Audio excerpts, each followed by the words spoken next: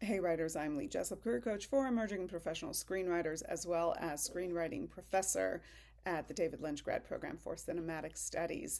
I just released a big To Query or Not to Query video, as well as a 5-part series about writing a great query letter. And I wanted to finish that up with this little video, which is all about the things that you shouldn't do, things you should avoid, really think about when you're writing your query letter.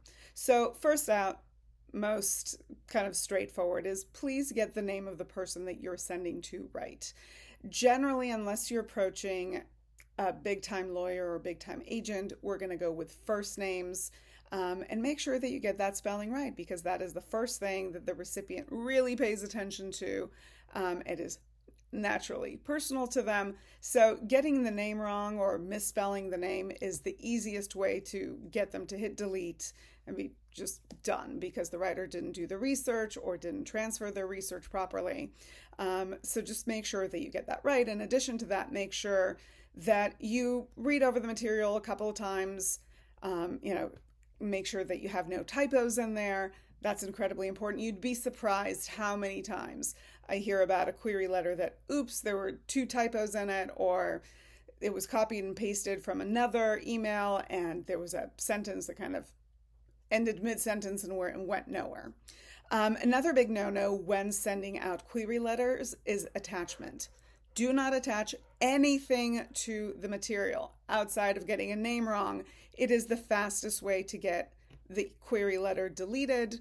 Attachments should not come along with that query. That creates exposure to the recipient, and oftentimes they will just hit delete to show that it did not open on their computer, because that can create a conflict of interest for them if they're developing something similar, etc., etc. So no attachments of any kind to the email. Next up, you want to avoid promising that this script is the next ... whatever it is. Years ago, I received a query where the writer had promised me that this script is the next American Beauty. I'd seen American Beauty a number of times.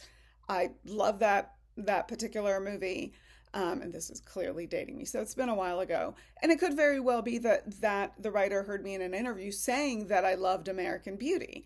The problem here is that I was reading the script the entire way through with the idea of, is this the next American Beauty? And it's not.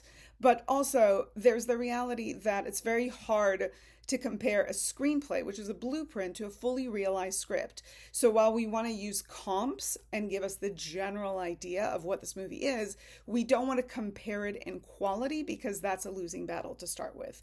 You also don't want to position yourself as you are the next Tarantino, Scorsese, whoever it is that we want to talk about, because again, really hard to live up to the reputation of a hailed screenwriting, directing professional when you're at the start and the outset of your career.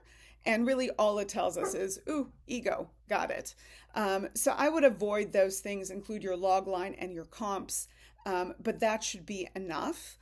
Lastly, avoid being bland.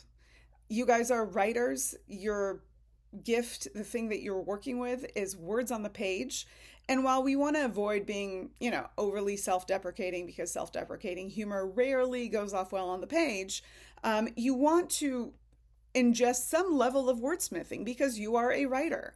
And if your query letter reads bland and boring and is not memorable in any way, shape, or form, and hopefully when it is memorable, it's memorable for the right reasons, you also don't want to be memorable for being bland and forgettable. Yes, we want your log line to stand out. Yes, we want to really think about every word, every line, every sentence, paragraph that we're using in there, because you have a limited space, but also think a little bit about how you're presenting the information, the wordsmithing of it all.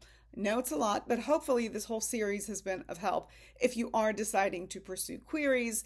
I don't know if you guys checked out my video interview with John Zazirny under the Manager Files, who did talk about him reading query letters and also finding writers from query letters that then went on to do quite well in the industry.